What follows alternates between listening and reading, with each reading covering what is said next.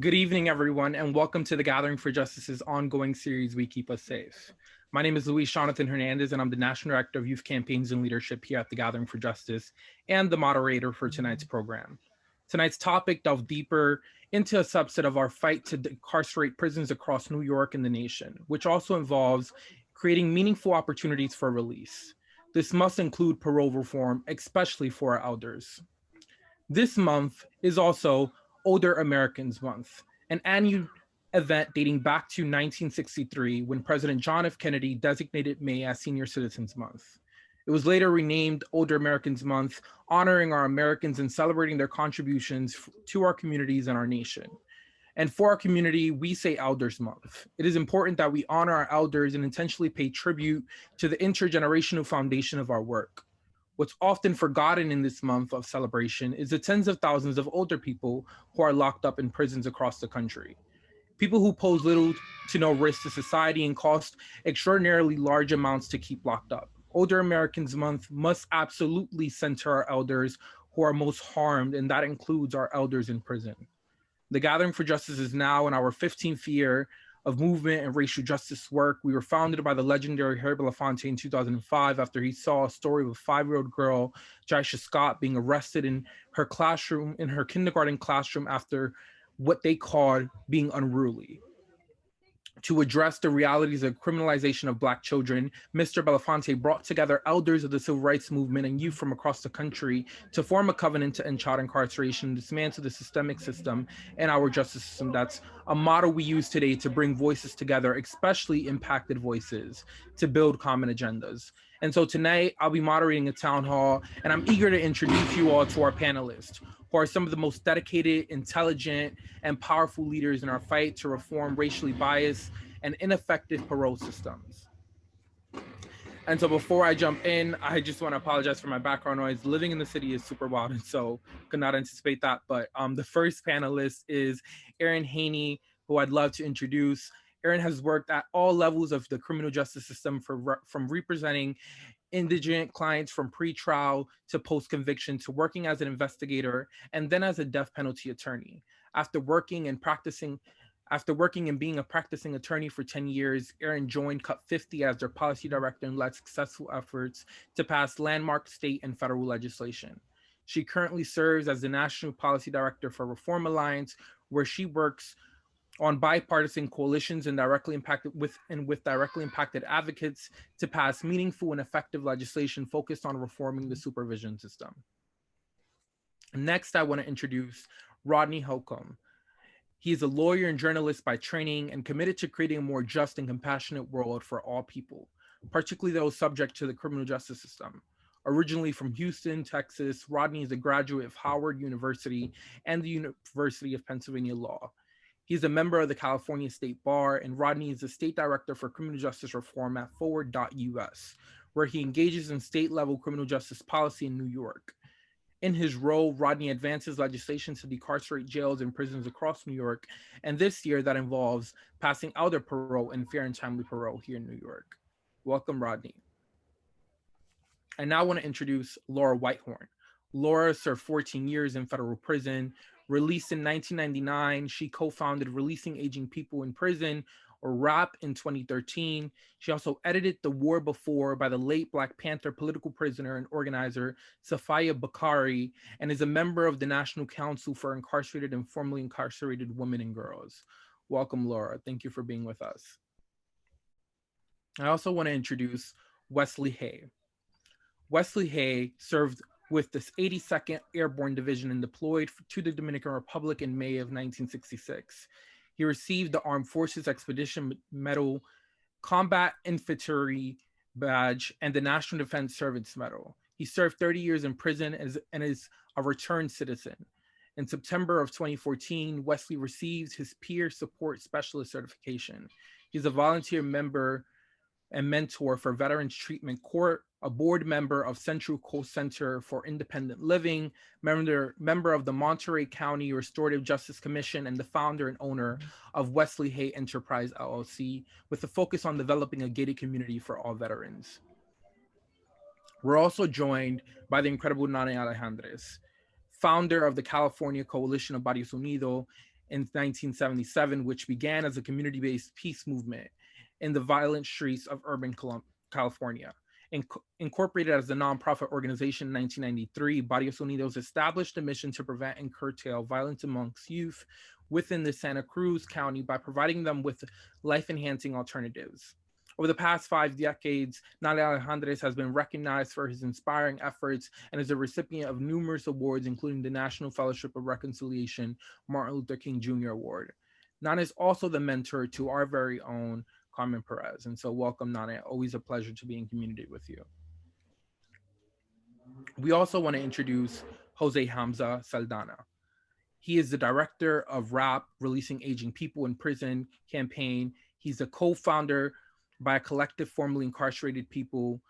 RAPP works specifically to end mass incarceration and promotes racial justice through the release of older people in prison and those serving long-term prison sentences as a means for uprooting greater forces of injustice that holds legacies of racism, revenge, perpetual punishment, and the control of Black and other communities of color. Jose Hamza Saldana is formerly incarcerated. He was released from state prison in January of 2018 after a total of 38 years of incarceration. Welcome, Jose. Pleasure to be in community with you. Next, I want to introduce Jerry Vega. Jerry recently transitioned back home after serving 32 years of incarceration between the New York City Department of Corrections and the Federal Bureau of Prisons. Jerry has been involved with several inmate-run organizations that offer literacy programs, adult basic education, bilingual tutoring programs, cultural classes, and personal individual growth classes, including manhood responsibility and mentoring. At Reform Alliance, Jerry focuses on elder parole by advising on legislation, drafting op-eds to raise awareness about the orderly experience in the criminal justice system, and so much more. And so I want to jump into our panel as we have an incredible lineup of panelists today. Really are going to be sharing so much insight into these systems. And so let's get started with some questions. I think I want to ground this conversation acknowledging that parole and the parole system in New York and across the country is another failed system in America, a system that costs taxpayers in New York approximately $683 million a year to incarcerate people for technical violations, such as missing a court hearing, being out past curfew, or failing a drug test. And this doesn't even account for those who are incarcerated and aren't afforded a chance at release because of the unfair and untimely nature of the system.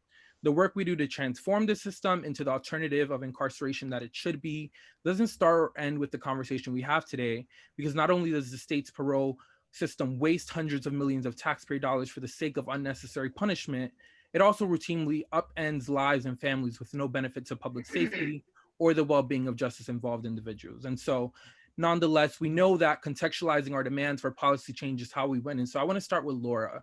Laura, I'd love to hear from you if you can share with the audience, what is parole and in what ways is parole accessible or not accessible to elders currently in prison? Thanks for having me. Really honored to be in this group. Well, you know, we started RAPP, Release Aging People in Prison, focusing some on parole, because in New York State, first of all, let's be clear, there's parole release, there's the parole board, and then there's parole supervision, which is a different thing. That's when you've gotten parole. And they're two different things, but people get them confused. Parole is what's given if someone has an indeterminate sentence. In other words, 3 to 10 or 20, more like 25 to life. And what 25 to life means is that after 25 years, if a person has achieved things and has poses no danger to the community, the family, themselves, they should be released. That's what it is. That's the sentence. However, part of what we call mass incarceration, which when I was in prison, I saw it before my very eyes, because I was in from 85 to 99. And that was when the number of women in prison went up by some insane thing like 800%. What happened was that the people got these insanely long sentences, which were basically lock Black people, Mexican people, other Latinx people, Native Americans up for life, and do not let them out. And so part of that became that parole boards around the country, but you know, RAPP is in New York, and that's where we started doing our work, began to repeatedly deny people. And it was part of the, quote, tough on crime, really tough on any people of color. Let's make sure that people don't have the capacity to have healthy lives and to resist injustice. So what happened was that more and more people not only got longer sentences, but got sentences where even though they had originally had a sentence of 25 to life, it became 50 or 60 to life. Our bills deal with both parts of that. They deal with, one bill deals with, and we'll talk about this later, the nature of the parole actual process of the interview and the terms of release. And the other part deals with that people should not have life without parole sentences. So it allows people to get a shot at parole, even if they're not parole eligible. And I'll stop there and hope that Jose will say a lot more. Thank you, Laura. I'm not sure that Jose is there, and so I'm going to move us along. And really, my next question is for Rodney and Erin. As folks who are deeply engaged in the legislative advocacy part of this issue, what have you both learned, and what has become a troubling sort of pattern and issue that we've seen in prison, specifically as it relates to aging? Happy to kick us off and then pass it over to you, Erin, if that's cool. So, I mean, following up on what Laura just mentioned here, we saw years and years of, tough on crime policies that just lengthen sentences in a very, very scary way. So we're, beginning to see people get these, 50 to life sentences and these 40 to life sentences. And so, these are virtual life sentences, to be clear. People are inside for extraordinarily lengthy periods of time and away from their families. And, while they are inside, we're seeing them age. And so, when a person is inside of prison, they age more rapidly. And, lots of folks don't often know that that is the case and that that's what's happening. But when you combine some of the conditions that exist inside of prisons, I mean, it is the perfect disaster waiting to happen. So, I mean, we're talking about a group of folks who are not getting access to proper medical care. I mean, it was evident before the COVID-19 pandemic, but it's even more so evident now. It's horrific the way that people were treated during the COVID-19 pandemic. And we saw outbreak after outbreak at facilities all across New York State and all across the country. But in addition to that, we see poor access to nutrition, and we see, just general stressors of being inside of a carceral setting. So, we're seeing people be locked in solitary confinement for extraordinarily lengthy periods of time. And so all these things combined make folks who are inside age way more quickly. So, a person who is 55 inside of prison often has the health profile of someone who is 65 or 70 years old on the outside.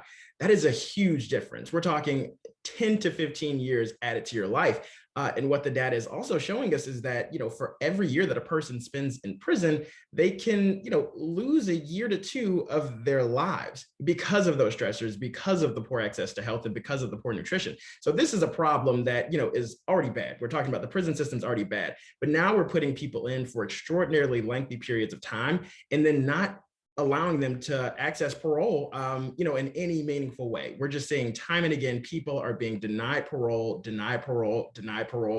because of the crime of conviction, like literally the only thing that they cannot change. And of course, the problem there is, people are getting older inside. They're aging very quickly, and it's costing us tons of money. And that money is actually not doing, as Laura mentioned, nothing to keep us safe. People inside who are aging have near 0% recidivism rates. Not that that should make the difference in whether they should be released or not, but the data is on our side. And so it's really appalling, frankly, to see us waste hundreds of millions of dollars annually to cage, I'll say, not house, but to cage people in these facilities for no real reason other than vengeance. And that is what we have kind of created here. And unfortunately, the number of older folks has ballooned in the process. And, unless intervention happens, and I'll pass it over to Erin, we're just going to see more and more deaths behind bars. And it's just something that we have to actively fight against. Absolutely. I mean, I don't know how much I can add to that, Rodney. I think that you really drove it home. But I think when we're looking at this population, one of the things that we're talking about is what is the cost of vengeance, right? And when we talk about cost, we don't just mean economic, we also mean the human cost, right? What does it mean that we are unwilling to release people who, as Rodney said, have an almost 0% recidivism rate, right? I think nationally, the rate is under 2% for elderly people, right? So who have have this very low recidivism rate. We are unwilling to release them. We are holding on to them, even when they are sick, when they are dying, when they have loved ones who would give anything to spend those last days with them. That cost of vengeance, of punishment over justice, is something that we've been clinging to in our laws and in our culture for such a long time. When we look at the aging population inside of prisons, both Laura and Rodney mentioned, the tough on crime years where people were getting longer and longer sentences. We also saw a huge uptick actually between 2007 and 2010, where during that time, the number of elderly folks behind bars outpaced the rest of the population of people behind bars 94-1. So we were hugely incarcerating elderly people and doing it for unconscionable periods of time. The data right now tells us that if we continue going as we have been, by 2030, 1/3 of people behind bars will be elderly. So we have an increasingly aging population behind bars, who, as Rodney and Laura both mentioned, have a number of mental and physical stressors that need to be cared for. It is extraordinarily expensive. It is 4 to 8 times more expensive to quote care. And I want to use that term very loosely because we know that no care is actually being given in these facilities, but 4 to 8 times more expensive than it is for somebody who's not elderly and is incarcerated. And again, we do this not because we have to, not because it keeps us safe, not because it does anything beneficial. We do it because of this addiction to incarceration, to vengeance, and this sort of clinging to really punishment over justice. And I think what we're seeing now are a number of states who are saying enough is enough. What we will end up with in 2030 is 1/3 of people who, because they are aging faster behind bars, a large population of whom will have very serious medical conditions, who will need around-the-clock care, who won't be able to be with their families who can care for them, a large number of people who may be suffering from dementia, who won't remember significant details, let alone why they're trapped in a cage day in and day out. And states like New York really have a chance and frankly a responsibility to turn this around this year. Absolutely. You both hit it on the head. I think so much of these experiences, folks even on the panel can speak directly towards. And so I want to bring it back to you, Jose. Would love to hear from you as someone who's directly impacted by incarceration and really has some of the truest insight on what life is like in prison when not afforded parole. What was your experience like growing older as a person who was in prison as an aging person?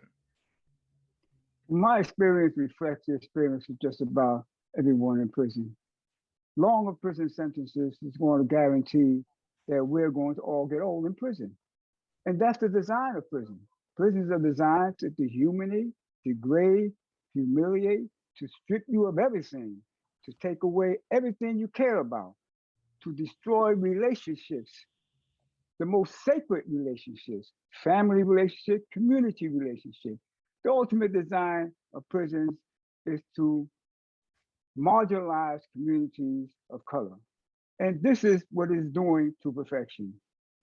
For us in prison, we have an ultimate responsibility to ourselves, to our families, and to our communities to not let prisons break us. Because the one thing that prisons cannot take from us, the one single thing that they cannot strip us of is our dignity. And as long as we retain our dignity, we will survive and we will conquer this and we will become the leaders that we need to lead this movement. So I say that for me, I started developing a parole package for my 2010 parole back in the early 90s, because I understood that we're talking about a period where the release rate was less than 5%, less than 5%. I knew that I had a responsibility to not only teach myself how to deal with this racist parole board and expose this racism, but also to educate those around me to do the same. And brick by brick, we're going to start tearing down this system. As difficult as it is, we've had to rise up to the challenge, where today, with the help of advocates from the community, led by the Release Aging People in Prison campaign, we are now actually increased the release rate to the early 40s. So this is a victory. However, in some cases, it's a hollow victory because those of us who have been released after nearly 4 decades, and in some cases, close to 5 decades. But we have to continue along this path, and it's important for us to understand and base our principles on history, because we cannot exclude anybody from parole justice, which we define as racial justice, human justice, gender justice, survival justice. We cannot exclude anybody, and in New York, we have to lead the nation with this non-exclusive approach to justice. Thank you so much, Jose. I think this is an experience and likely something that so many people still in prison right now relate to and would echo. So I want to bring in another formerly incarcerated person with a similar experience. Jerry, I'd love to hear from you. What's your direct experience? What was your direct experience like as an aging person in prison? And what do you call on the New York State Legislature to do? Good evening, everybody. I think that Hamza kind of like put everything in perspective. I don't know if he remembers me, but we were in the same prison together for a few years. And right before I left them in Sullivan. Anyway, and saying that, I think that growing old in prison is it's probably, especially when you have loved ones out there waiting for you and stuff.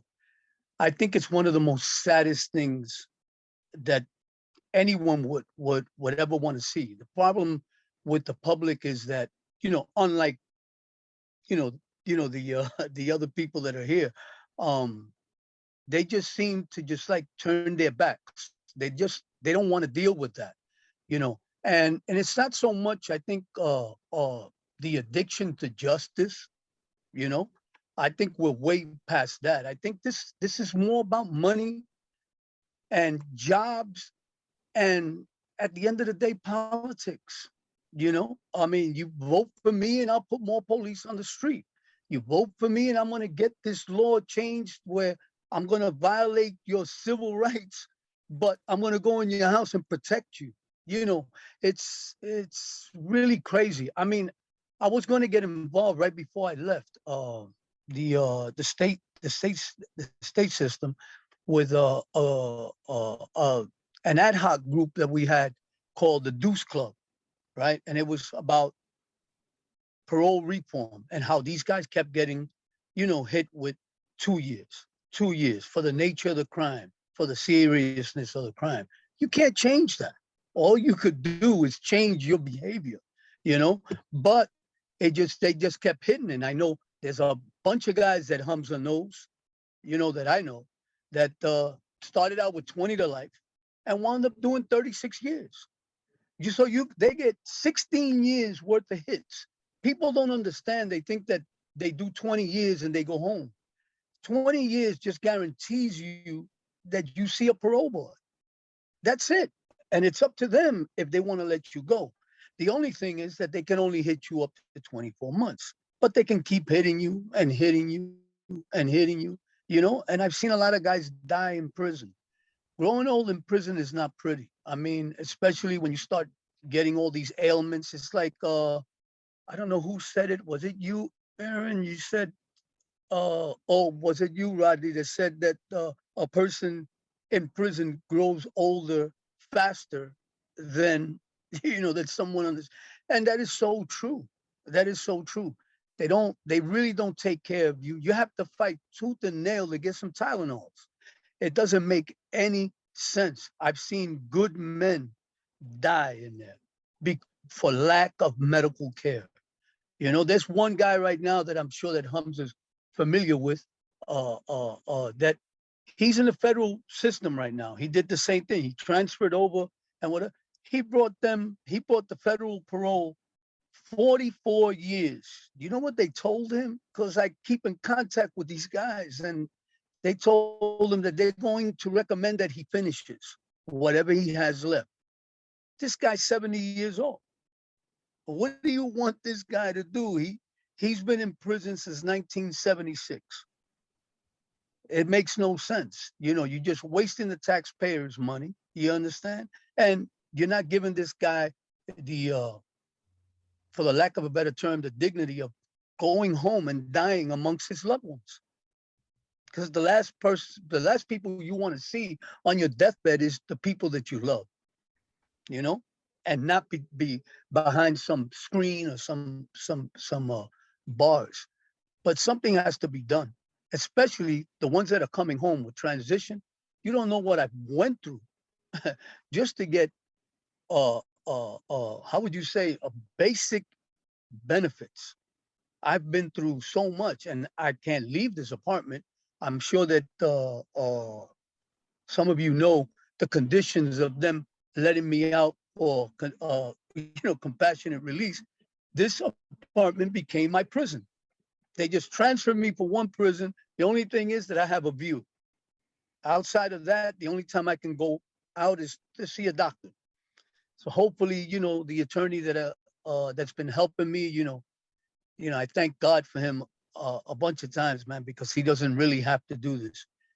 That he's going to go back to this judge and tell him, put me in the care or the supervision of the probation department, which they want to see me go out there and become productive. So there's a lot of things, and I'm trying to put it all down and hopefully put it together in an article, that Ms. Wadsworth that told me to put together and hopefully share with everybody else here. Again, thank you for having me on board, and appreciate it. Hi, Hamza. Super grateful for you, Jerry. I think even sort of that connection that you have with Hamza, I didn't know about, but I think that's a beautiful story, but one of sort of pain and demoralization that we see happen across the country. And so I want to bring in Wesley, another elder who experienced growing older as an aging person in prison, who has done so much work specifically with veterans, both inside and outside of jails. And part of what you touched on, Jerry, was really that sort of transition that oftentimes isn't afforded in any way and oftentimes is just as dangerous for folks who are formerly incarcerated and doesn't really serve us in any way. So Wesley, can you share with us about some of your work that you're doing with veterans in California, as well as your experience and what that's like as an aging person in prison? Well, hello, everybody. It's my privilege to be here and speak. In California, quite a bit is changing, not as fast as most of us that have been inside would like it to. And I would like to, everyone has pretty much covered that experience in prison. And I would like to open up the stressors. As an aging prisoner, I came home at 69. And by the time I got home, all the elders had passed away. And some of those that are my age. And so, it's hard, it's a stressor when, yes, the ripple effects that we cause that cause us to be behind the bars, after X amount of years, you start regaining that trust from family again. You start getting visits, but the visits are a type of stressor. The family comes and visits you, and you're happy, but after the visit, you go through one of the most inhumane process, by stripping you down and asking you to do cavity exposure, and it's ugly. So by the time you are up from the visit, you're sort of like reminded where you are. And then when you walk back to your unit, you're sort of like going through the positive. And more often than not, because of the mixture of that psychological experience, you know, which is a shocker. And it drove me to ask my family, don't do this every week. You know, that's a little bit much. You know, and they thought I was mad at them, but that wasn't the case. It was more the stressor that came after the beauty of the visit. Um, Elders in prison are usually more well comported than the rest.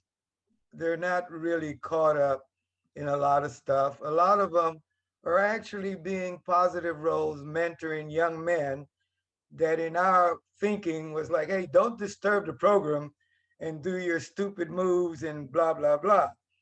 But the reform has to take place.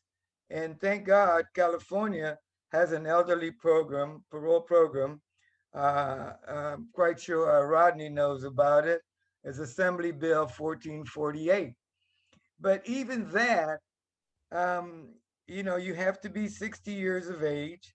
You have to have served a minimum of 25 years, be otherwise eligible and suitable for parole.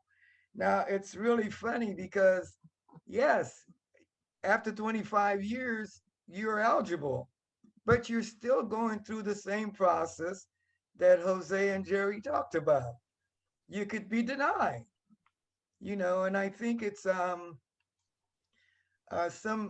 maybe a decade ago, you know, or more, there was a gentleman who was given maybe 6 months to live. And I think it was the court that moved the board to give him a hearing, and he was denied. You know, and it's what Jerry and Jose talked about. It's not about restoration; it's retributive. You know, and the prisoner, even when we come out of prison here in California, the board said that you are no longer a threat to society. But the board still treats you like a threat, you know, and our cell was 50 square miles. But every move that you made, you had to get permission. Now imagine an elder have served 20, 30, 40 years, comes home, and your kids are in another county, and you have to have permission to go see them. And there are some agents who are very sensitive, but those are few and far in between because they're doing their job. You know, the book says, no, you have to do X amount of time. You have to prove yourself that you will be accountable. So releasing elders is paramount because your physical and mental condition, there's a decline that's really, really, really obvious. I know at least 5 men who served over 35 years, got out. These guys were, if you look at them, you know, you couldn't tell because they had the 6-packs, they were swole, but they were dead about a month after they got out. You know, it's sad. And the system is the system. And the only way that the system can change is by applying the same concept that the system applies. The taxpayer has to see how much money is being spent out of their pocket to support a system that is not given a definitive as to, did this guy change or are we just releasing him because it's time? So yes, the issue of parole for elders is very, very, very important because even psychological report states that after X years, I think it's 55, that your desire to be stuck on stupid sort of adwanes. You know, you're changing because you're thinking you have more information than you did when you went in. And what I will say this to all of us that's inside and that came home, quit judging yourself based on what you did yesterday. Because if we had the mindset that we have today, the knowledge that we have today, we would have never gone to prison. You know, and it should be after we reach a certain age that we go through a psychiatric regimen, not to keep us, as most of the report wind up saying that we have all these problems, but to actually give an actual assessment of the change and quit focusing. I think as Jerry said, quit focusing on the crime. That'll never change. It'll never change. But that is the focus. And thank you for having me. Thank you so much, Mr. Wesley. Always really, again, as I said before, an honor to be in space with you. Thank you so much for bringing your voices. I think it's important to hear from people like you. And so also want to bring in Nané, who introduced us to you. Nané, your mentee and my mentor, Carmen, tells me stories about her time working with you in Tracy prisons. She talks a lot about the ways in which you were able to see past the stereotypes on our loved ones who are incarcerated and are now committed to really doing the work in our communities. And so would love to hear from you, just based off your experience working with folks like Wesley, who we've heard from, and so many others. What has your been experience on working with older people in prison? Well, first, my my full respects to Laura and my relatives here that have spoken, because that's what keeps us going, telling these stories, and just of all the folks that have spoke, if you would calculate how many mentees they have, and they've helped through the system. The little youngster that came in, that somebody else wanted to abuse him, and someone spoke up for him and was able to keep his dignity. And that takes a lot for someone to speak up for that youngster. And I want to talk a little bit about, because the story is there, it's been told, but from my perspective of out here, working to try to make change for decades, and having to endure leaving that visiting room on the other side that Wesley spoke of, that humiliation that goes on the other side. Many times I quit taking my mother because she was so humiliated by what happened to her when we went to go see my brother. And she said, "Ay, mijo, qué feo me tratan esos viejos." You know, it's how terrible those men treat me. And to be a son with dignity, that you want to say something, but knowing that there's going to be repercussion to my brother, you know, inside. So you have to just, you know, suck it in and move on. And then you got to drive home, and you got to talk to your mother. And when you take your nephews to visit their relatives in prison, and they cling to them when they have to go behind that door and go get everything that Wesley explained done, and you're taking their relatives to, you know, the nephews, literally from their leg, crying, "Papi, papi, no te vayas, papi, papi," you know. So now you take the son, and you have to talk to those children all the way home. And sometimes it's not enough, because many of those children winded up in juvenile hall and YA, and the cycle continues. I'm looking for a plug because my battery says I'm low, but I'll keep talking. And so all those visits that, you know, having 35 members of your family in one time in prison, it becomes a really hard time to be able to manage that transportation unit.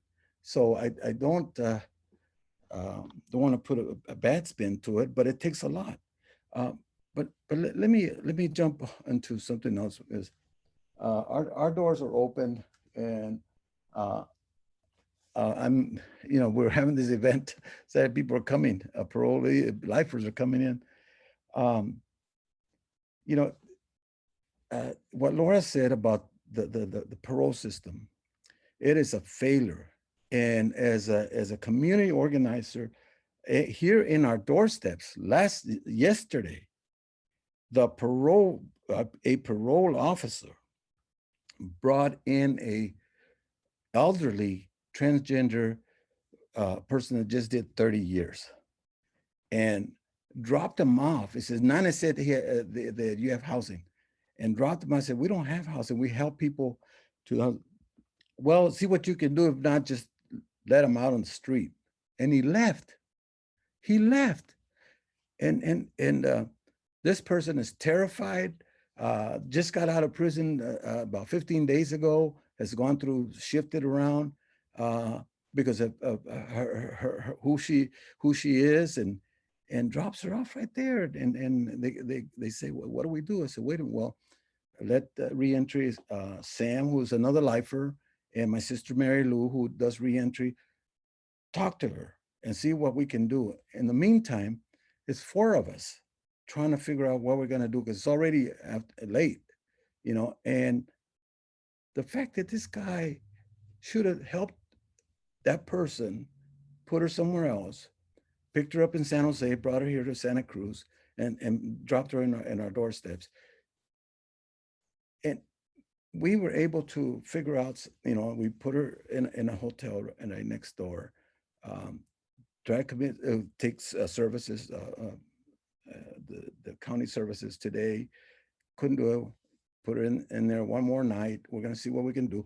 We are not going to let that person, that elderly person, just on the streets like that, no matter what, or what he, there's all these things that the parole officer was judging that person for the lifestyle.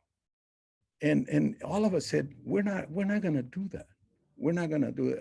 And I told her, look, go with Mary Lou. She's going to take care of stuff. That is happening on the streets. That's what happens with folks that are committed to that. Now, we are going to walk with her for as much as we can help. But what I tell people, that if you're going to do this, do it for the long run. Don't do it just because it's nice and it's you're helping. Don't do it because of that. Do it because you really, really care. I'm moving around here a little bit, so I got to plug in.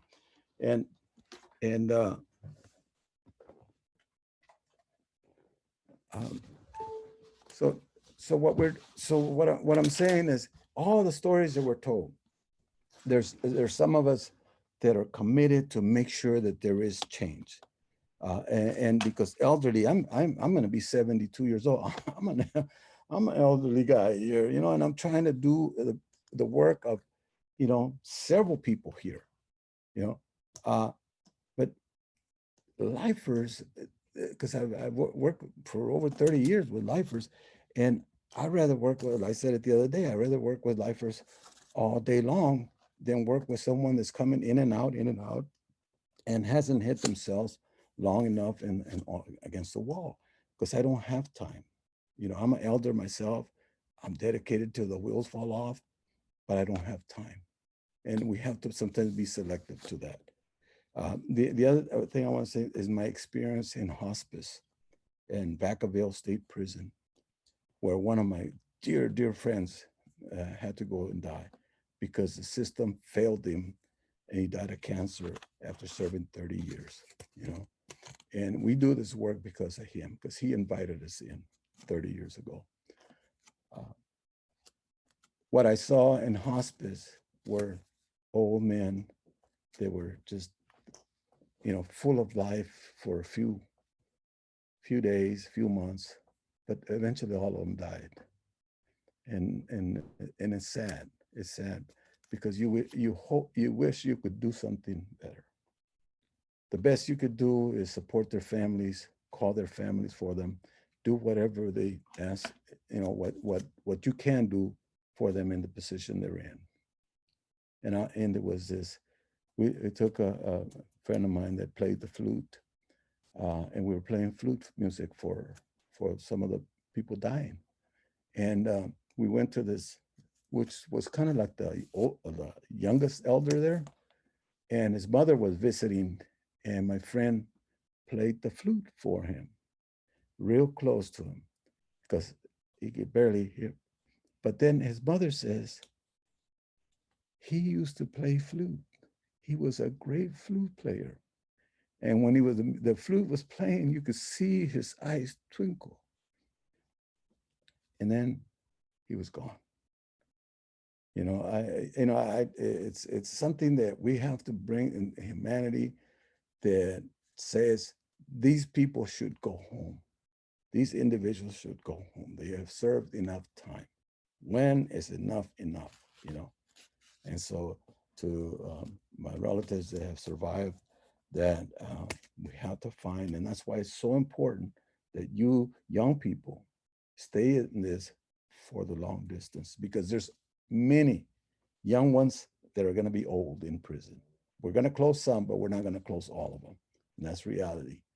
And they're going to get old, So I'm very, very glad to and honored to be in this panel and to continue to work. And there's one veteran, elder veteran, that I'm really trying to do as much as I can, and that's Craig Stevenson. I served almost 40 years now, a Vietnam veteran, just like Wesley and I. And we're hoping that we can bring him home this year. But again, he's been denied parole so many times. So thank you. Hope on my relations. Thank you so much, Nané. Always humbled and honored to be in space with you. I think even like so much of what you contextualize is really about basic humanity, right? Something that anyone can sort of feel sympathy and empathy with. Really the basic sense that people deserve a second chance at life. People deserve to come out and be dignified and be humanized in all the ways that they exist. And so much of what you said resonated, but one part that I want to pull out for this next piece of the conversation is specifically the experience of that transgender woman that you talked about. Because what we know is that women, both cis and trans women in jails and prisons across the country, experience the traumas of sexual violence and so many other things. And so I want to bring in Laura. Laura, if you can just talk to us a little bit about what's the experience of women in prison? Because what we know is that women experience a very distinctive reality with these alarming rates of violence and so many other things that happen behind the walls of jails and prisons across the country. And why do you feel like the issue of aging people in prison is especially harmful for women?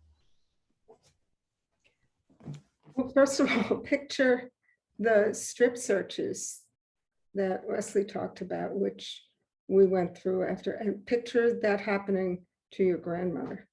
And picture beyond that, I did my time in the federal system, and for some reason, I've never checked in with all the women who are my friends and who I work with about whether this happens in the state system, but in the federal system, we got pat searched by men like 3 or 4 times a day, every time leaving the dining room.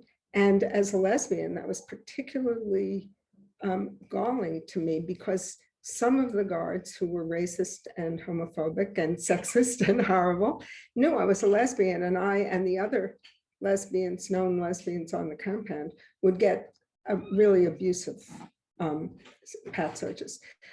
The aging thing, exactly the same for women, except that, of course, all of the medical issues are compounded. The other thing that really, the hardest thing for me, I think, in prison was the moment when visiting was over. And the children who were too young to really comprehend, even though they went in and the caregiver explained to them, you're not going to go home. They forgot that. And so the pain of seeing the partings was, unbearable. And also the worst thing, you're in the unit and you hear someone shrieking, crying on the phone because her child has been taken away by some horrible authority from the place where the child was being raised, or something terrible happened to the child. So I guess, and RAPP was formed by 3 formerly incarcerated people. All of us did kind of long time. 2 of us were women, Kathy Babine and I, and we had known each other since the 60s. We were political activists against the war and supporters of the Black Panther Party. And Mujahid Fareed, who really sadly we lost 2 years ago, an exact example of someone who did 33 years on a 15 to life bid, and he died a few years after he got out because of the aging and the stress. But so Kathy and I talked a lot about that. What we saw in prison is genocide. When you take Black and Latinx women and Native American women, and they were arrested during, 24, 20, and had sentences that would keep them in prison until after their childbearing years. Either they wouldn't have children, or the children would have some, very often, terrible situation in which they were being raised. So that is partly why we focused on the issue of aging, because it's not about old people, it's about everyone in prison.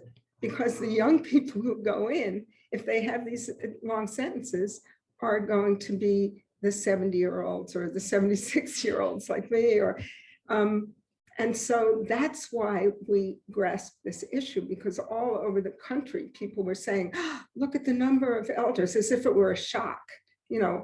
What do you think is going to happen? And the number, as I don't know who it was giving Erin maybe the statistics, in New York State, the overall prison population between 2000 and about 2013, when we started RAPP, fell by 27% because of little tweaks to the insanely racist drug laws. And the proportion of people over 50 more than doubled in that same period of time. So we understood that if you want to end the racist prison system, you have to deal with this issue of the long sentences and the refusal of boards to release people, and the lack of release mechanisms. We didn't start saying, oh, let's work on parole. We already knew we were going to, because we had already looked at the mechanisms for release, and that is one of them. And so we called it release aging people in prison, not release old people, because we know that everyone will become 55 or older, which is the cutoff point for our Elder Parole Bill, but also that once we can pass that, then we can pass second look bills for younger people. And also the Fair and Timely Parole Bill, which gets at exactly what everyone was talking about the being returned to the nature of the crime. That will do away with that ability to only focus on and keep people no matter what they've done. So what we said when we got out is we said, we can't. Okay, so we know that the system is genocidal, literally genocidal. I mean, I'm not being rhetorical here. That's the definition of genocide. You remove generations from the community. We're not going to sit by and just forget about that, or only try to get our friends out, because we did leave friends and they were among this population. And that's why we decided to try to change actual structures of racist control.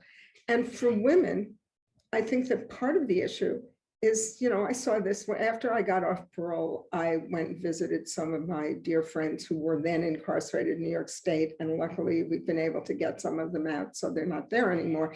But every time I go in, I see the same thing I saw in the women's prison. Who's in the visiting room? It's mostly women visiting, and they get older too. So I had a friend who's a political prisoner in New York State, really sadly. He died at the age of, I don't know, Jose, how old Abdul was. I think he was 62 or something. He died a few years ago. His mother was almost in her 90s and getting up to visit him was insanely hard. So I just want to say one last thing. Jose mentioned that we base our struggle in history, and we do that because we've seen, you know, it's the other thing about having old people in your organization. You've seen all the generations of struggle, but we lived through the period of the counterintelligence program and the destruction of the Black Panther Party and the attacks on the Young Lords Party, the destruction of the American Indian movement by the government, by government programs. And then when I started to see what mass incarceration was, saw, you know, the prisons filling with women in the time I was in there, I thought, oh, this is a way to make sure that there won't be another Black Panther Party, because you put all the younger people and the elders who would advise them from the Black community and the Latinx community in prison. So you destroy generations and you destroy communities. And so I think that when we're fighting for our initiatives that will change some of the structures, we're also fighting to see that there won't be another destruction of resistance in this country, and that we will be able to see some kind of justice, which will include abolishing the current punishment system, because that's what it is, punishing whole communities. Absolutely, you're spot on, Laura. What we know is that young people and elders and the ways in which we're incarcerated at alarming rates isn't dumbfounded to anyone, right? That this is strategic, this is intentional. Many times mentors of mine tell me that the system is working just as it's supposed to, and it's true. We see it happen with the individual experiences that you each showed. But something that you mentioned that I want to bring in Erin to talk a little bit about is that opposition, right? People who are pushing back and doing everything that they can to stop our reform, to stop the ways in which we could transform these systems. And so, Erin, I'd love to hear from you. If you can just tell us a little bit about why parole is such a relevant issue in New York and other jurisdictions, and what is the opposition we're currently facing in efforts to reform parole and reform people? Sure. So there are a number of reasons statistically why New York is incredibly important. And I think we talked a lot about that, right? So New York has the third highest number of life sentences, people serving life sentences behind bars, but they have the second highest number of people serving life sentences who are parole eligible, right? So there's a ton of people who should be eligible for parole in New York who are not getting out. And that's part of how you're getting this continuously aging population, which, as everybody has pointed out, I think Laura just said it, like, what did you think would happen, right? You are warehousing people for years at a time. And as Jerry said, you're refusing to look at anything that's happened over those years, right?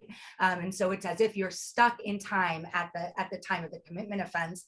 And so really, I mean, one of the reasons why it's so important in New York is because of the numbers, right? But the other reason is because, you know, there is so much room. There have been so many movements to change the criminal legal system. And this has been one that has really been, I don't want to say untouched, because there have been so many hard fought attempts, but this is one that we think so many people should be able to agree on, right? What are we talking about? We're talking about at 55 years old, if you have served 15 years, you get a chance. That's what we're saying, right? A chance. So the idea that anybody is against that, you know, I'll say, and I think Jerry talked a lot about it, you know, we're talking about a chance to come out, and then there's a lot more struggle out there, right? Nané was talking a ton about the person who was just dropped off, who you're having to find housing for, right? And I'll say, you know, my uncle came out after doing over a decade, came to live with me and my aunt, and one of the only reasons he says he survived was because of Nané, because he was able to work with him, and he's now a social worker, right? So there are the idea that we are trapping people behind bars in New York, when really what we're asking for is a chance that people at 55 years old who have already served time get to go before a board and have that chance to contribute so meaningfully to the community and for the rest of the life that they have. it's really mind-blowing to me that there are people against it. I think the main reasons why people are against it, there's a lot of fear-mongering. And so one of the difficulties is that oftentimes people who are sort of left behind, who are there for decades, they sometimes have categories of crimes that people as a knee-jerk sort of reaction want to carve out, right? And so what they say is, we'll let other people out, but not those people, which again, completely misses the point of what parole is about, right? About redemption, about second chances, about the progress that somebody has made over those years. In New York, we're talking about 15 years that they've been inside.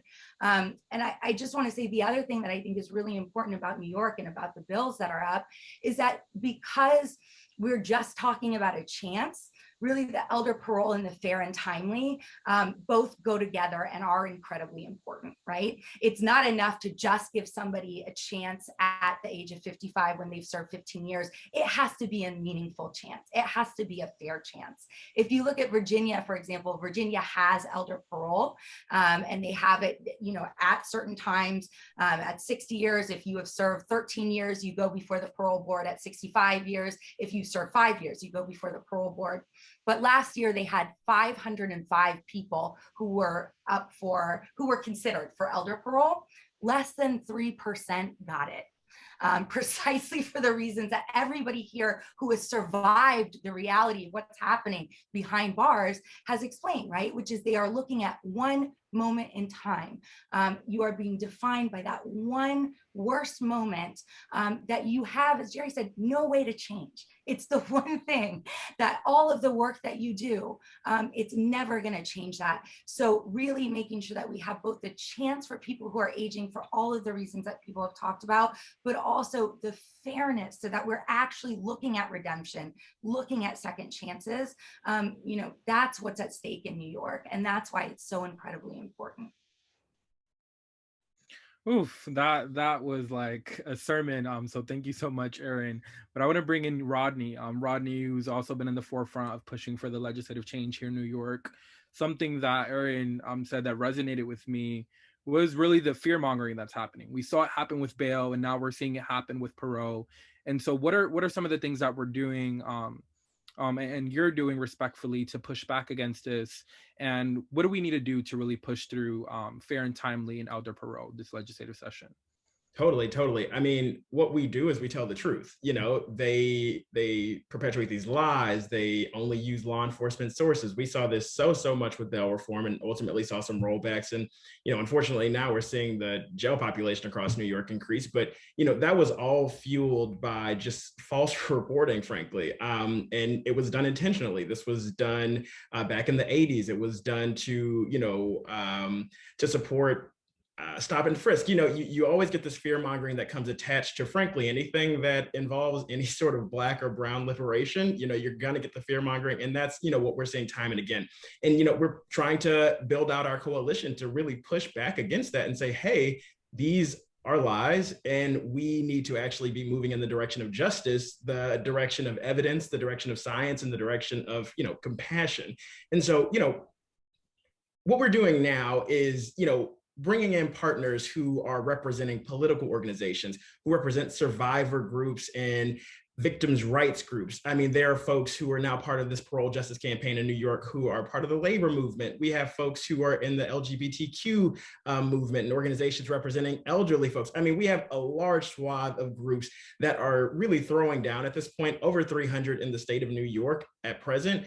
To say that enough is enough, and that we need elder parole and we need fair and timely parole right now. We're not asking for any, you know, any radical thing. We're asking to literally evaluate the person for who they are today and give people an actual chance. You know, New York does not have the death penalty anymore, but, you know, for so many people, these lengthy sentences are simply, you know, death by incarceration, right? So they're going to be serving time until they frankly die, or, you know, don't have a chance to go before the parole board until they're 80 or 90 years old, which is just absolutely unreasonable and not feasible, you know, for any compassion related reasons, for any evidence related reasons, or for, you know, fiscal purposes. It makes absolutely no sense. So, I mean, it's incredibly important. We have 3 weeks left.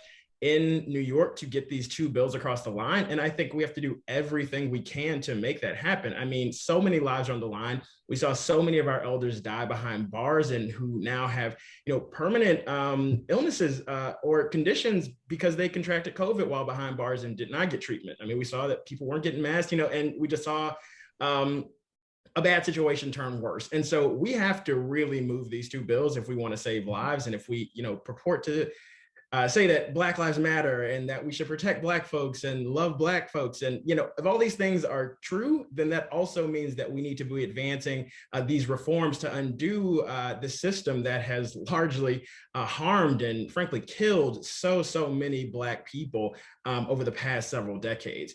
But thank you for that. And, again, I urge everyone to call your lawmakers, tweet at your lawmakers, go to the Capitol, do whatever it is possible to just make sure that these reforms get across the line, because our family members, our community members, our relatives, everyone is depending on us to get this right. Yeah, that's right. And something Erin mentioned that I want to bring back to you, Jose, is the fact that oftentimes they want us to compromise, right? And so many of the efforts to reform parole oftentimes exclude large swaths of people, which is especially harmful for older folks who are oftentimes in the inside for much longer periods of times for crimes that ultimately are ineligible for any sort of relief. And so why is it critical that we not include any carve-outs in our legislative efforts? Because it goes contrary to our history of social and racial resistance to oppression. Through our history, whether we study the indigenous people, whether we study the Chicano fighting for rights in America, the Puerto Rican independence movement, every single movement in this country did not exclude anyone from justice. The civil rights movement, voting rights, did not exclude anyone from justice. So we would betray that history if we were to turn around and do it. And that is the value of these two bills. They're companion bills. The Elder Parole Bill would not exclude anybody from justice. And that is a fundamental principle that we will not compromise.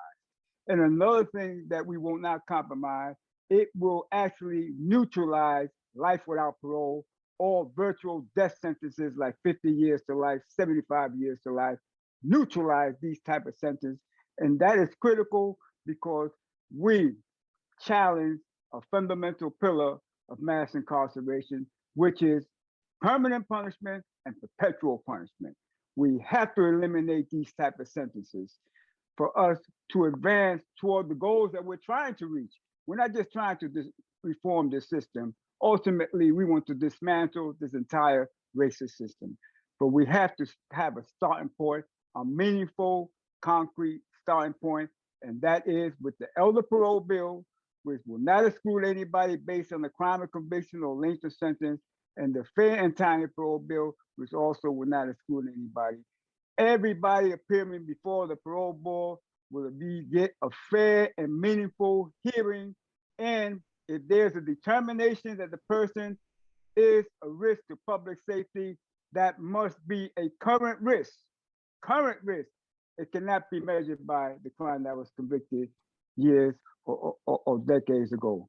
This is why these two bills are critical toward this movement to dismantle this entire racist system. And we call on everybody on another thing that we have, in addition to the coalition power that we've been building with 15 or 16 of the most influential organizations, from criminal justice, social justice, housing justice, immigration justice, reentry service providers, legal service providers. We have all come together to pass these two bills and to build that critical community support that we need. And we have family members, impacted family members who are community leaders in this movement, and their stories is moving these legislators. And I want to conclude that we have a supermajority in both houses. We have a Black woman that's a majority leader and a Black man that's the Speaker of the House. And if we cannot entrust these two Black elected leaders, if we cannot entrust them to help us dismantle this racist system that created mass incarceration, then I question, who can we trust? That's right. Yeah, that's right. I think oftentimes people miss the fact that New York now has a supermajority in both houses, and so the fact that it's taking so much fight, it's taking so much push to get work done that should have happened decades ago, happened this year is alarming, right? Because if these elected officials are representing us, there should be streamlined ways in which they're actually representing us, and it starts with enacting policies like these, not budging or compromising on policies like these. But I want to bring in Jerry again. Jerry, would love to hear from you, your response to this question as well. Why is it so critical that we not include carve-outs, and what can people do to support elders in the fight for parole justice? Well, I'm not very familiar with these bills that you all are talking about, but I mean, Hamza said a mouthful. I mean, he covered every corner of it. There should be, there should be some kind of once you reach a certain age, and they should set. I believe that they should have a prison to put these people in. You understand? And then parole handle them at least differently. I mean, these guys, these elderly guys have put in 20, 30 years. They're coming to you and asking you, yo, this is what I bring to you. Could you give me a second chance? And most of them are on the back end of their lives. Their next stop is the hole in the ground. So, how much damage can he really do from that moment to this, especially if he has a family that is waiting on him? They're not gonna let him fall by the wayside, But I want to get a copy of those bills, and I like to review them, But I know that in the federal system, when this other guy was president, they had a bipartisan bill. And then I don't know, for some reason they didn't sign it. And Cory Booker was on it, and this guy, his name starts with a G. He was a Republican, and it was his bill. And he was talking about these guys that had life, that they would they would commute the sentence to like 25 years, and those that had like 30, 25 years would be commuted down to 15, and so on and so forth, and which I thought was a great idea, because, I still have 2 co-defendants that have life, and they're still in there, So, I figured for a lot of people, it'll be, they can see some light at the end of the tunnel. But I believe that, the public has to move these representatives. They have to connect with whatever grassroots organizations that are pushing for these things. I mean, it's a government by the people and for the people, and without the people, there is no government. So how, I just don't understand how these so-called representatives keep getting away with what they get away with. It's like once they're in there, they forget who put them in there and who they represent. You understand what I'm saying? But I'd like to see those 2 bills. I like to review those bills. Then you could ask me the same question at a later time. But like I said, I have a lot of respect for Hamza. He's a very knowledgeable guy, and he's a proactive guy. So, I believe he said a mouthful. With that, I'm out. Thank you, Jerry. I really appreciate you. Yeah. And your real transparency. I think oftentimes people disconnect the fact of the realities of people, right? And I think what's important, even in some of your remarks, is you don't have to sort of have this digestible way of understanding this specific policy without still understanding it in a full context, because you have that direct experience. And so with that, I want to bring it to Wesley.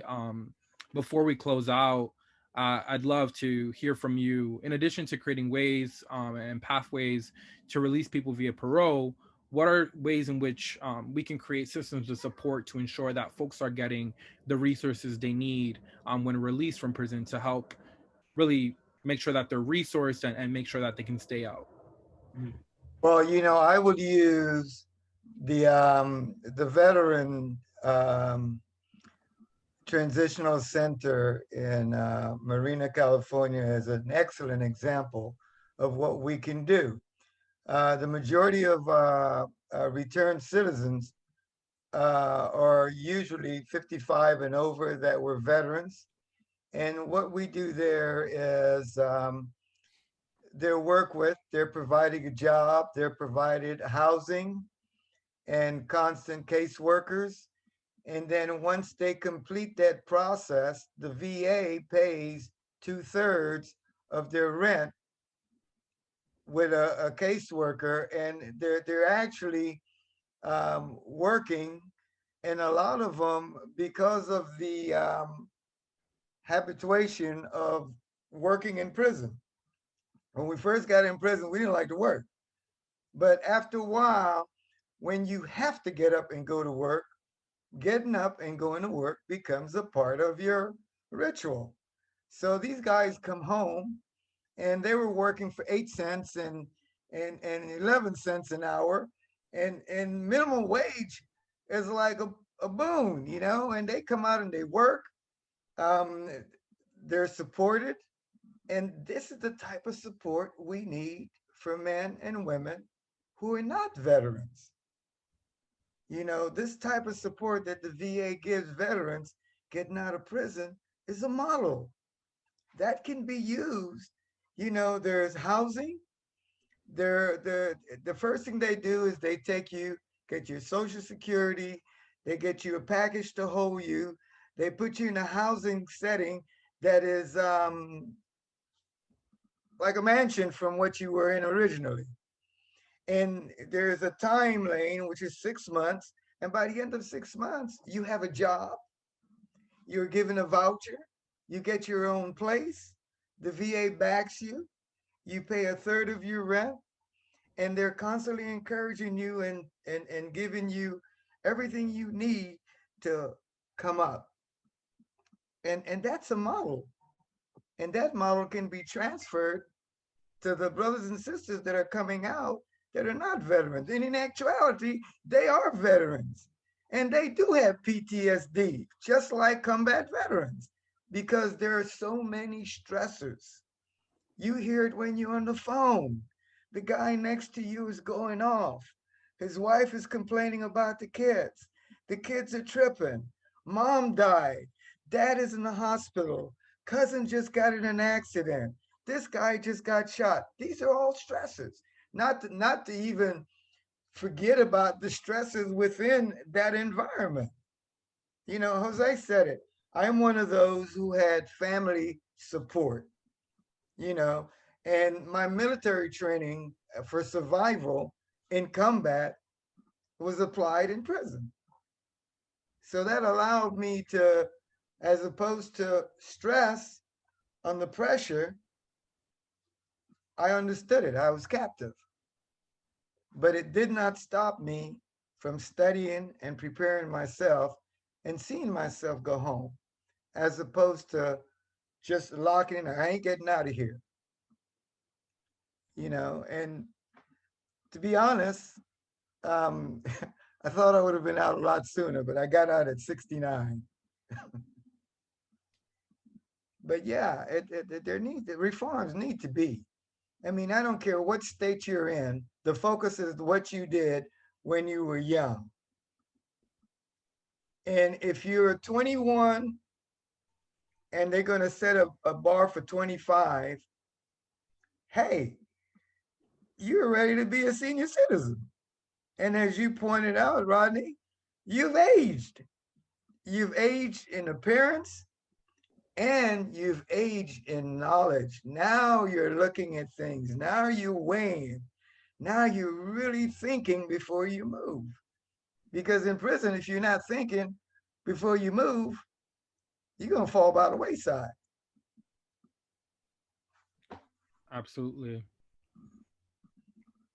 Thank you so much, Wesley. I think part of what you sort of talked about wants me to come back to Nané, just because as we think about, as you said, models that exist for the ways in which we do reentry and support formerly incarcerated people as they are released. And part of that work is so much of what Nane has pioneered with Barrios Unidos, but Barrios Unidos doesn't have the resources or really infrastructure to do things at that scale, right? I'm sure, like Nane said before, so much of the work that you're doing is to support these people, but you can't just support or house someone who shows up because the city or state decides to just drop them off at your location.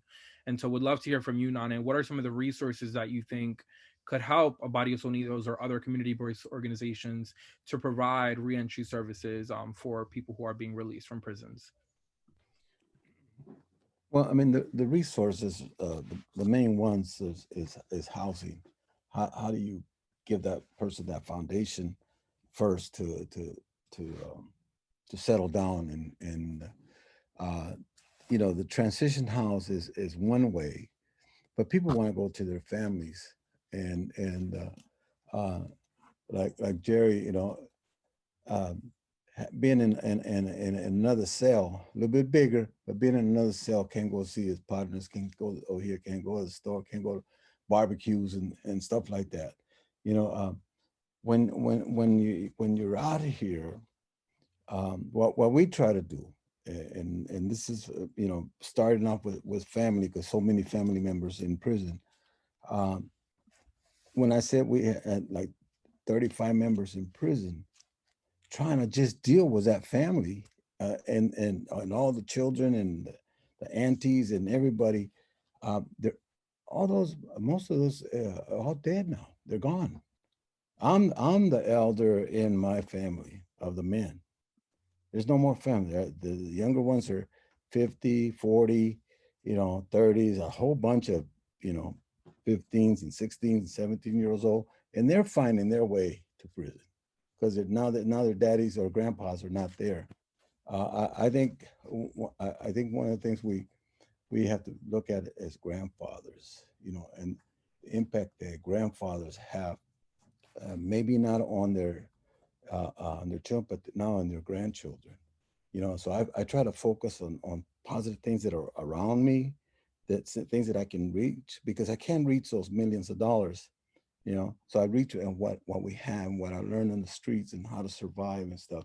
Uh, um, an example of when you try to do services, I had a guy in Soledad that's doing 3 life sentences and 350 years. He just got a stimulus check and he send us $100 out of that so that we could do this, you know. Uh, Another guy sent us a book of stamps so that we can send this to some of the fellas to give them hope that there is people out here and that they'll, at one point they're going to be out here. So just simple things. I don't depend on the money, because if we talk about the money, then you become a regular agency. And yes, we all need money to make these things happen, but it's got to keep going. It's got to get invest. We have 5 acres up on the hills, and we have 3 formerly incarcerated people on it right now. We built tiny houses. We have 5 tiny houses, and they're all full. They're all full because, you know, people don't have a place to go. But it gives them, and the majority are all formerly incarcerated. It gives them a little space to move around and go get those resources so that they can get their own apartment and stuff. If we wait for the funding to come, it's not going to happen. I mean, it'll happen if, but I've never been that way. You know, I've always strived to, we'll get our own, you know, we'll get our own. We have a t-shirt business. We have this. Somehow we are able to make it.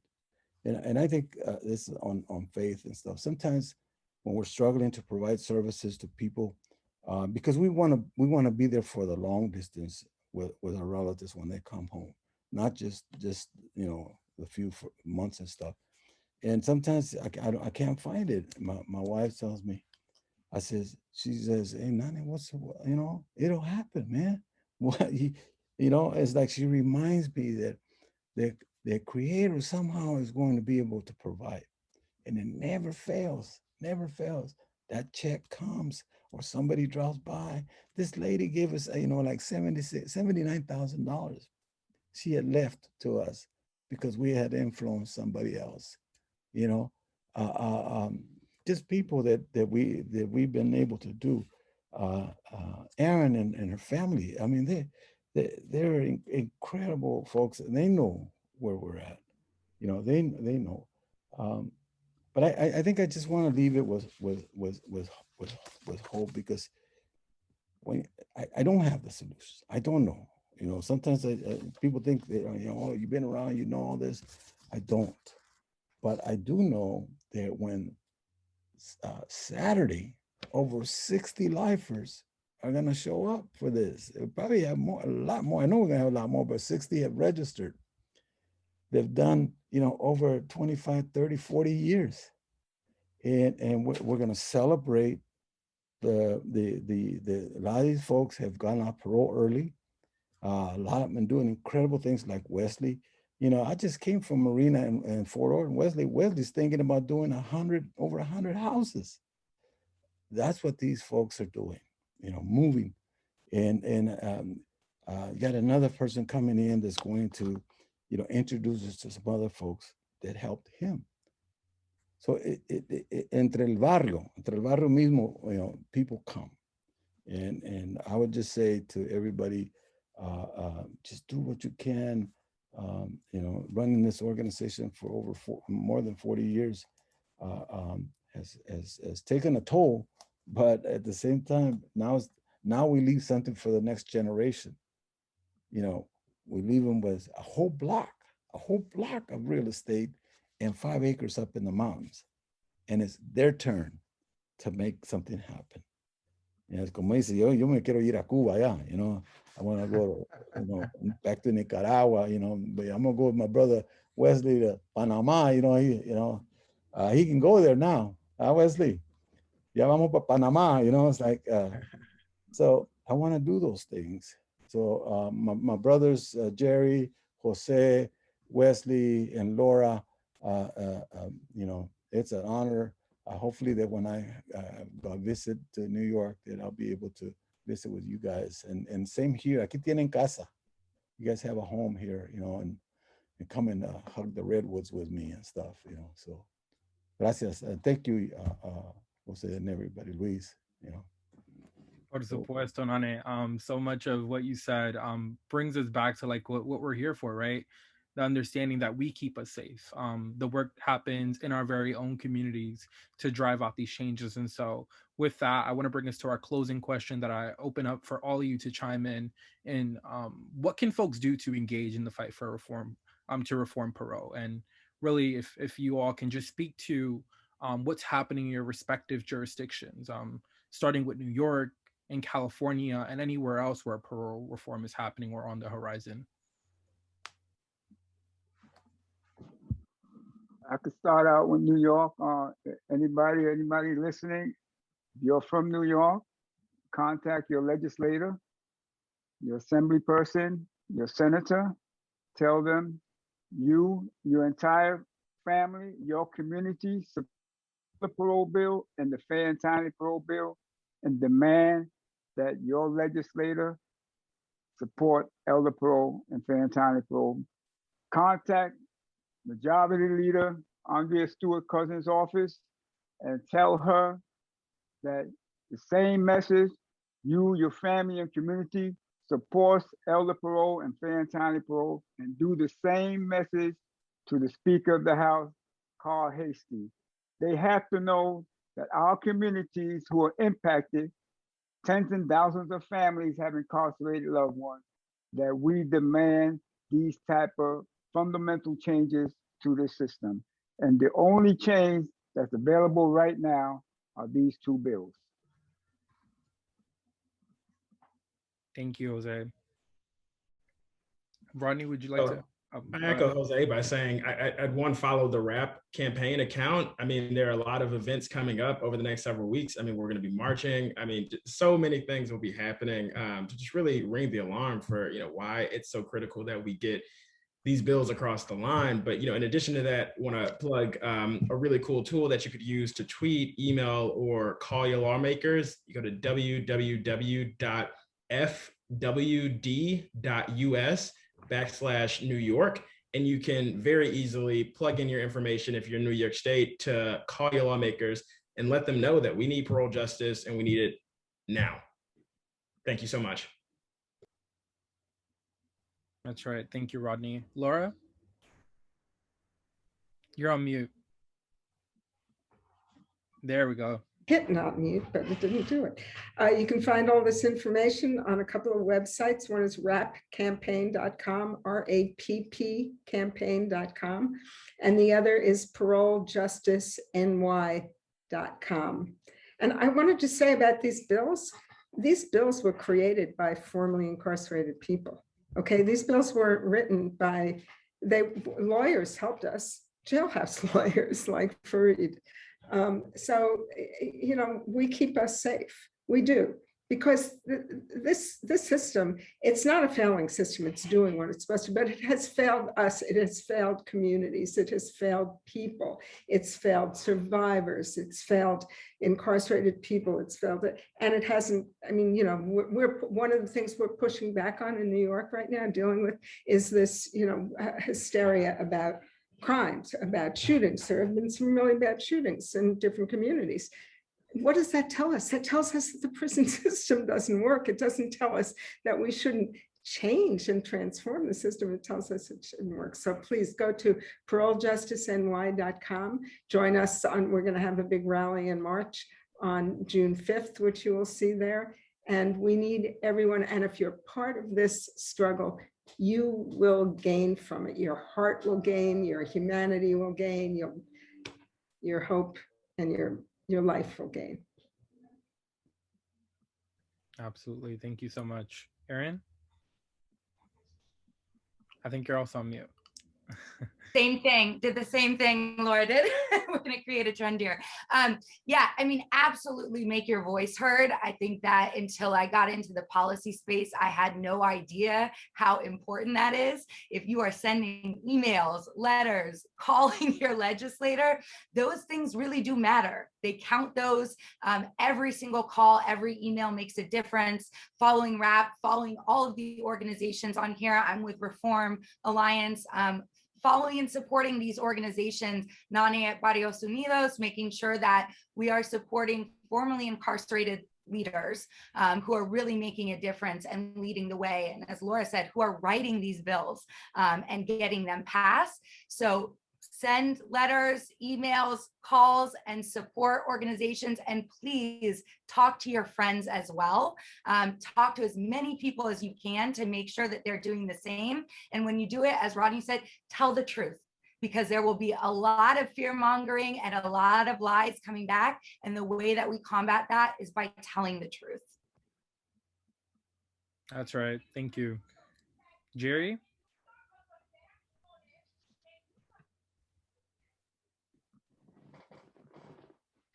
Ditto.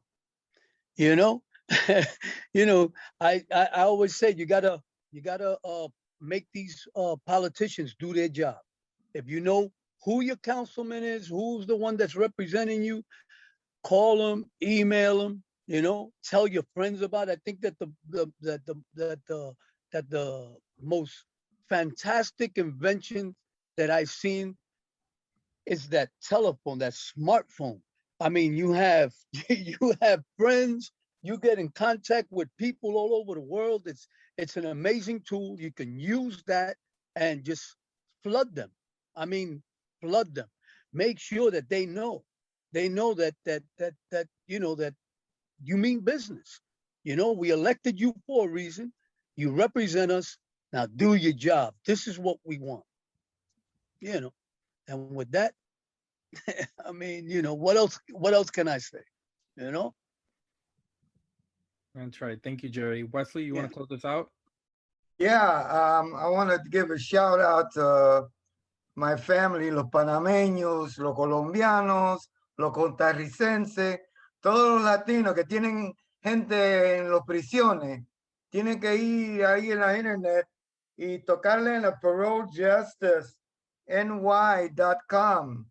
Déjenle que oigan tu voz. Let it be known, you know, it's not a black thing or a brown thing. It's a parole for elder thing. And we all have tios and hermanitos and everybody locked up. Let's get busy. Let's get New York jumping. You know, you all salseros. Let's get on the line, man. Let's do our thing. That's right. Thank you so much, Wesley. And really, again, I'm incredibly humbled and honored to be in a community with such phenomenal elders and leaders who have paved the way for so many young organizers and activists who are doing the work like myself now. And so really, really grateful for you all for joining us tonight. I want to thank you all so much for being here for We Keep Us Safe. Thank you, Nané. Thank you, Rodney. Thank you, Jose. Thank you, Laura. Thank you, Jerry. Thank you, Erin.